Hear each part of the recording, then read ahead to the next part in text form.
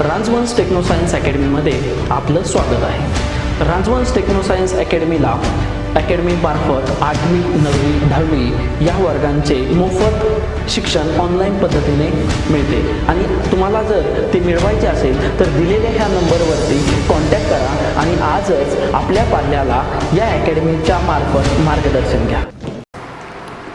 Hi friends, रांजवंश techno science अकॅडमीमध्ये आपल्या सर्वांचे स्वागत आहे. तुम्हाला दिसत असेल सब्जेक्ट इंग्लिश. तुम्हाला वाटत असेल की हेच सर मॅथ शिकवत आहेत, हेच इंग्लिश शिकवत आहे. तर इंग्लिशला आपण आज मी इंट्रोडक्शनसाठी आलेलो आहे. आपल्याकडे लातूरमध्ये 10 वर्ष एक्सपिरियन्स आहे त्या सरांना. असे सर आपल्या इथं जोडलेले आहेत स्टुडिओमध्ये.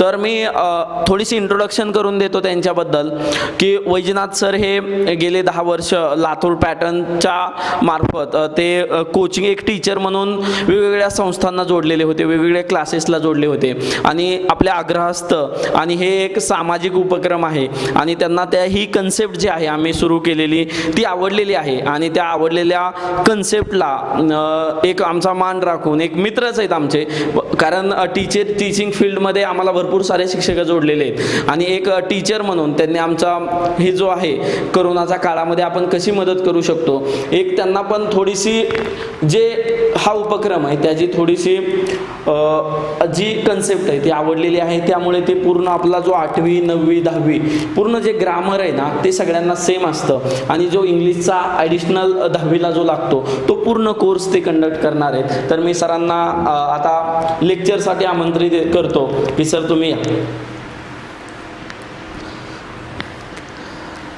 हे आहेत वैजनाथ सर. आपल्याला इथून पुढं जो इंग्लिशचा पूर्णपणे जो सिलेबस आहे तो पूर्णपणे आपल्याला कव्हर अप करतील. ओके, चला मग आता सुरू होत आहे तुमचं इंग्लिशचं लेक्चर. ते घेतील Vaijnath sir. Hello, I am mister Vaijnath महानवर.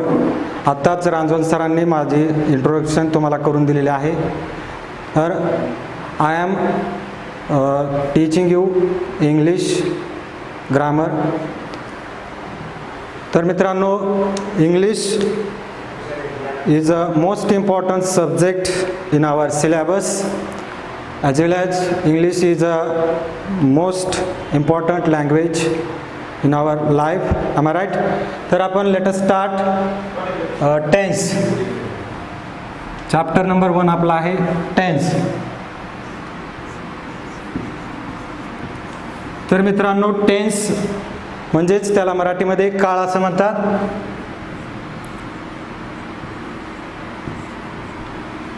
तर आता all of you known as well how many kinds of tense. सर्वांना माहीत आहे काळाचे किती प्रकार पडतात. तर these are 3 kinds of tense.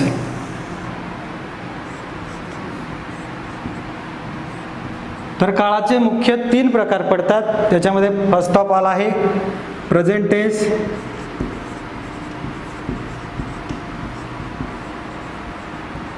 त्याच्यानंतर सेकंड आहे पास्ट टेन्स,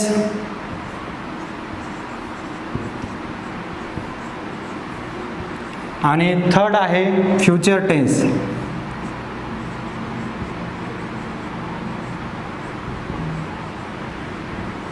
तर मित्रांनो, काळाचे हे मुख्य 3 प्रकार आहेत. त्याला आपण मेन टेन्स असं म्हणतो. परत या प्रत्येकांचे म्हणजेच ईच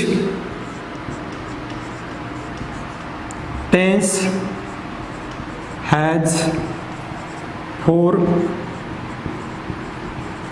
सब काइंड्स. तर each tense has 4 sub kinds म्हणजे मित्रांनो प्रत्येक या काळाचे पुन्हा प्रत्येकी 4 सब काइंड्स म्हणजे उपप्रकार पडतात. आता ते कोणते आहेत पहा बघा.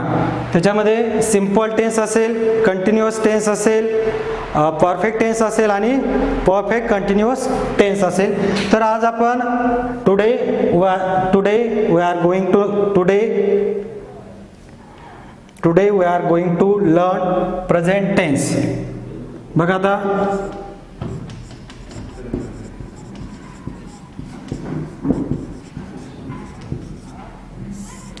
तर पहा प्रेझेंट टेन्स. प्रेझेंट म्हणजे काय, जे सध्या चालू आहे या चालू आहे ते आपण शिकणार आहोत. प्रेझेंट टेन्स म्हणजे काय? वर्तमान काळ. त्याला मराठीमध्ये काय म्हणतो? वर्तमान काळ. म्हणजेच काय वर्तमान काळ म्हणजे जे आता मी तुम्हाला शिकवत आहे ते काय कशामध्ये मोडतं? तर वर्तमान काळामध्ये. तर या वर्तमान काळाचे मी मगाशीच तुम्हाला सांगितलं की इच टेन्स हॅज 4 सबकाइंड्स, म्हणजे प्रत्येक काळाचे पुन्हा 4 उपप्रकार पडतात. याचे पण परत 4 उपप्रकार पडतात. आज आपण आजच्या लेक्चरमध्ये फक्त याचा पहिला सबकाइंड्स पाहणार आहोत. तो आहे सिंपल प्रेझेंट टेन्स.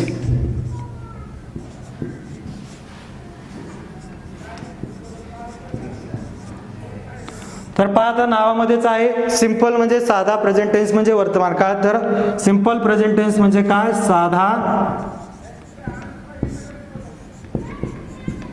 वर्तमान काळ.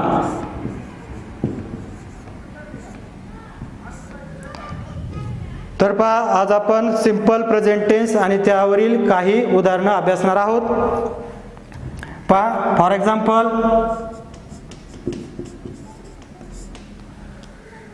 आता उदाहरणं अभ्यासणार आहोत म्हणजेच सेंटेन्स पाहणार आहोत वेगवेगळे. तर आता मुलांना आपल्याला सेंटेन्स म्हणजे नेमकं काय हे समजलं पाहिजे. आता सेंटेन्स म्हणजे नेमकं काय? तर पहा, सेंटेन्स याला आपण मराठीमध्ये वाक्य असं म्हणतो. काय म्हणतो? वाक्य असं म्हणतो. तर वाक्य म्हणजे नेमकं काय हे आपल्याला समजलं पाहिजे. तर मित्रांनो, सेंटेन्स मीन्स ग्रुप्स ऑफ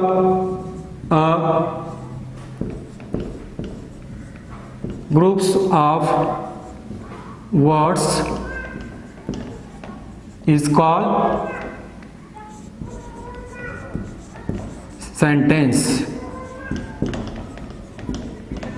तर पहा मित्रांनो, सेंटेन्स म्हणजे आपणाला अगोदर समजणं गरजेचं आहे, तरच आपणाला वेगवेगळी वाक्य बनवता येतील. A groups of words is called sentence. म्हणजे वाक्यांचा अर्थपूर्ण समूह म्हणजे काय? शब्दांचा अर्थपूर्ण समूह म्हणजेच वाक्य. तर आता तुम्हाला मी उदाहरण सांगतो. या काळातील आय राईट अ लेटर. तर पहा, हे या काळातील वाक्य आहे, आय राईट अ लेटर. तर या ठिकाणी आय काय आहे वाक्यातील हे आपल्याला ओळखता आलं पाहिजे. अगोदर तुम्हाला मी वाक्याची ओळख करून देतो, म्हणजे वाक्य कसं बनतं. तर पहा, सुरुवातीला याच्यामध्ये कर्ता आहे. आय हा काय आहे? कर्ता आहे वाक्याचा. त्याच्यानंतर राईट हे काय आहे? फॉर्म आहे, म्हणजेच मुख्य क्रियापदाचं पहिलं रूप आहे, म्हणजे M-V-1. आणि हा जो भाग आहे रेस्ट ऑफ द सेंटेन्स म्हणजे वाक्याचा राहिलेला भाग, त्याला आपण आपल्या भाषेमध्ये ऑब्जेक्ट असं म्हणतो. काय म्हणतो? ऑब्जेक्ट. तर पहा, कर्ता क्रियापदाचं पहिलं रूप आणि शेवटी रेस्ट ऑफ द सेंटेन्स त्याच्यामध्ये ऑब्जेक्ट, आणि जास्त भाग असेल तर त्याच्यामध्ये कॉम्प्लिमेंट सुद्धा येऊ शकतं बघा. तर मित्रांनो, याचा फॉर्म्युला काय तयार होईल? FO. फॉर्म्युला म्हणजेच त्याला आपण स्ट्रक्चर किंवा सूत्र असं म्हणतो आपल्या भाषेमध्ये. तर पहा, सुरुवातीला काय आलेला आहे वाक्याचा? कर्ता, त्याला आपण इंग्रजीमध्ये सब्जेक्ट असं म्हणतो. यस प्लस मुख्य क्रियापदाचं पहिलं रूप म्हणजेच V1 plus rest of the sentence त्याच्यामध्ये ऑब्जेक्ट आणि कॉम्प्लिमेंट. तर मित्रांनो, हे झालं सिंपल प्रेझेंट टेन्सचं स्ट्रक्चर. तर पहा, आता आपण वेगवेगळी उदाहरणं पाहणार आहोत.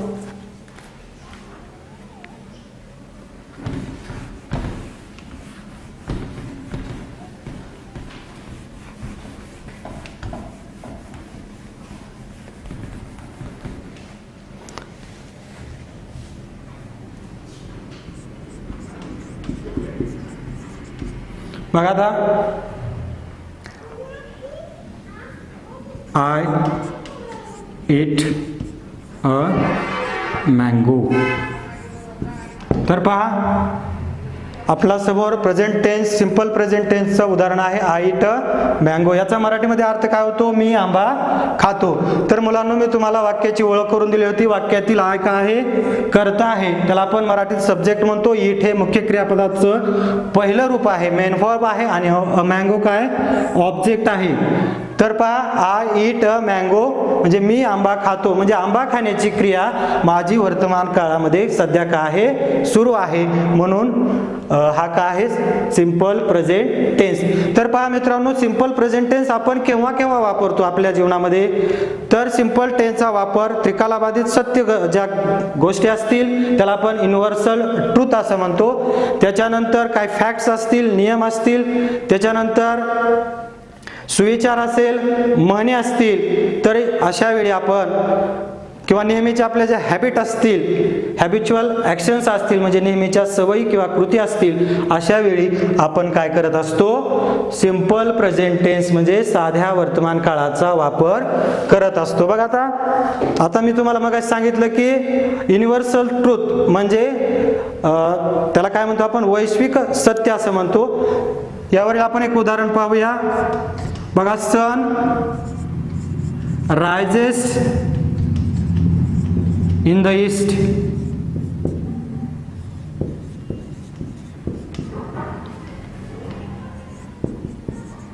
बघा, सन रायजेस इन द ईस्ट. बघा, या ठिकाणी कर्ता म्हणून सन म्हणजे सूर्य आलेला आहे. रायजेस मुख्य क्रियापदाचं पहिलं रूप आणि हे ऑब्जेक्ट आहे. बघा, सन रायजेस इन द ईस्ट म्हणजे सूर्य नेहमी काय? पूर्वेला उगवतो. हे काय? युनिव्हर्सल ट्रूथ आहे.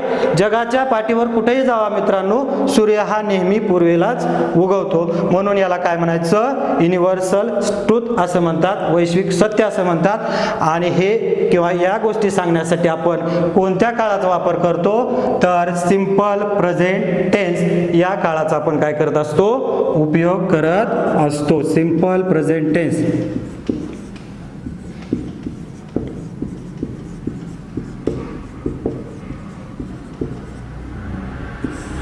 म्हणजे साध्या वर्तमान काळाचा वापर आपण युनिव्हर्सल ट्रूथ सांगण्यासाठी करतो. सन रायजेस इन द ईस्ट. त्याच्यानंतर मी तुम्हाला मग सांगितलं शास्त्रीय काही नियम असतील तर त्याच्यामध्ये बघा, वॉटर बॉइल्स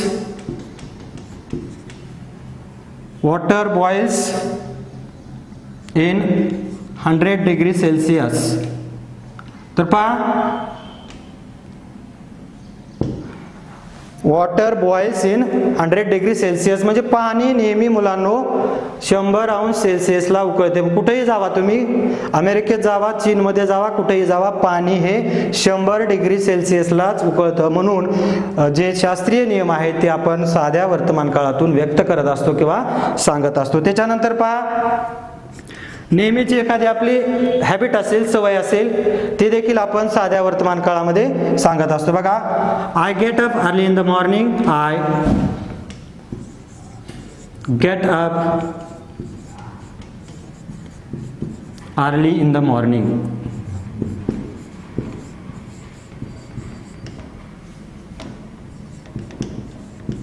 तर पहा, आता माझी नेहमीची काय सवय आहे? I get up early in the morning. Getup म्हणजे काय? झोपेतून उठणे. तर माझी नेहमीची सवय काय? Get up early in the morning म्हणजे मी सकाळी लवकर उठतो. त्याच्यानंतर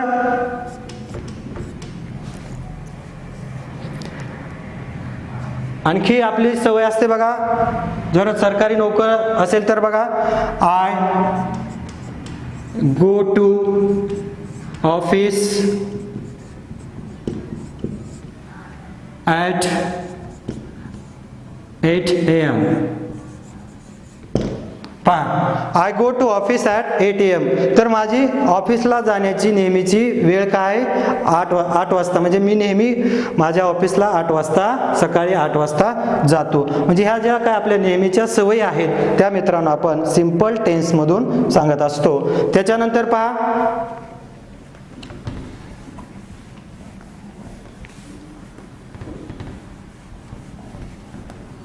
सुविचार असेल तर सुविचार देखील आपण सांगण्यासाठी कोणत्या काळाचा वापर करतो? सिंपल प्रेझेंट टेन्स किंवा सुविचार नेहमी सिंपल प्रेझेंट टेन्स मध्ये असतात. पहा, बघा, एखादा सुविचार healthy minds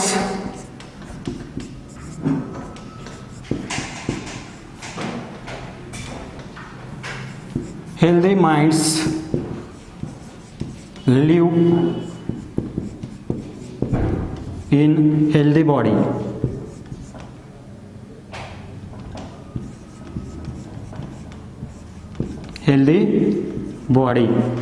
तर पहा, healthy minds live in healthy body म्हणजे निरोगी मनामध्ये healthy minds live in healthy body.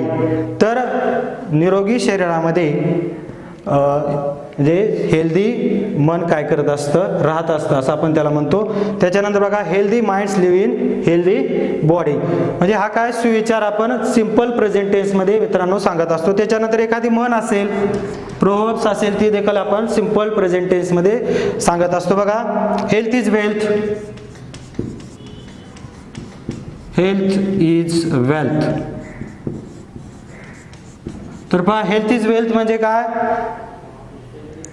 आरोग्य हीच संपत्ती. ही म्हण आपण काय कुठल्या काळामध्ये वापरत असतो, सिंपल प्रेझेंट टेन्समध्ये. लक्षात आलं. तर आता या सिंपल प्रेझेंट टेन्सचा वापर आपण केव्हा करतो हे देखील तुम्हाला मी थोडक्यात सांगितलेलं आहे. त्याच्यानंतर पहा, आपण यावरची वेगवेगळी उदाहरणं अभ्यासणार आहोत. बघा, आता काळ शिकत असताना आपणाला कर्ता म्हणून काय काय घ्यायचं आहे. तर आपण काय कशाचा वापर करतो, एखादं नाऊन असेल किंवा आपण प्रोनाऊनचा वापर करतो. त्याला प्रोनाऊन म्हणजे काय,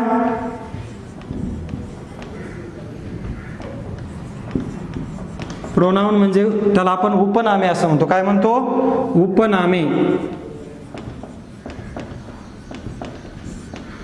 तर ही कोणकोणते आहेत पहा, याचे दोन प्रकार पडतात.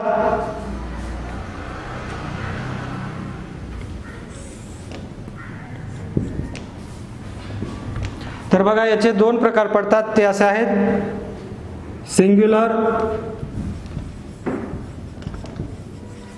Singular pronoun and plural. तर पहा, सिंग्युलर म्हणजे एकवचनी आणि प्लुरल म्हणजे काय, अनेक वचनी. आता सिंग्युलर कोणकोणते आहेत ते पहा, आय, त्याच्यानंतर यू, त्याच्यानंतर ही, शी आणि इट. आणि प्लुरल पहा, वी, त्याच्यानंतर यू आणि दे. तर ही उपनामे म्हणजे हे प्रोनाउन आपल्याला एवढी या टेन्स शिकत असताना आपल्याला त्यांची गरज आहे. बघा, सिंग्युलरमध्ये आय म्हणजे मी, यू म्हणजे तू, ही म्हणजे तो, शी म्हणजे ती आणि इट म्हणजे ते, त्या, ती. त्याच्यानंतर प्लुरलमध्ये वी म्हणजे आम्ही, त्याच्यानंतर यू म्हणजे समोरच्या व्यक्तीसाठी आपल्याला त्याचा वापर करायचा असेल तर यू म्हणजे तुम्ही, त्याच्यानंतर दे म्हणजे ते, अनेक वचनी. तर या प्रोनाउन्सचा आणि या व्यतिरिक्त काही नामांचा वापर आपल्याला या काळातील वाक्य बनवण्यासाठी किंवा टेन्स शिकत असताना यांचा आपल्याला